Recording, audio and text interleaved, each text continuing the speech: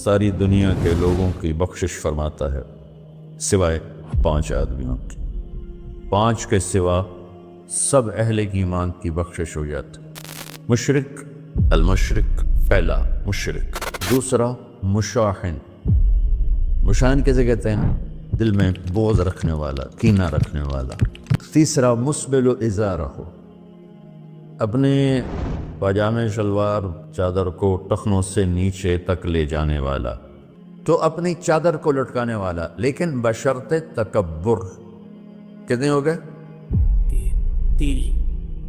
عاق لوالدیہ، ماں باپ کا نافرمان. نافرمان ایسا کہ دکھ دینے والا.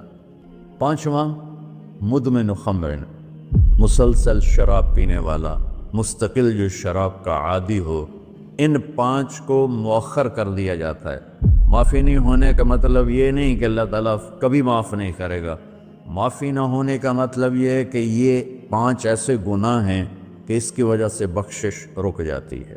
اگر وہ شرک سے نکل آئے، وہ کینہ سے نکل آئے، وہ تکبر سے نکل آئے، وہ والدین کی نافرمانی سے نکل آئے، شراب چھوڑ دے، تو ان کی بھی بخشش ہو جاتی. جب کوئی توبہ کرے گا فوراً بخشش ہو جائے گی. نہ 15 شعبان کی ضرورت ہے، نہ لیلۃ القدر کی ضرورت ہے. جہاں بھی وہ بیٹھ کے توبہ کرے گا، جس لمحے میں کرے گا، اسی وقت اس کی توبہ قبول ہوگی اور اللہ اس کے پچھلے سارے گناہوں کو معاف فرما دے.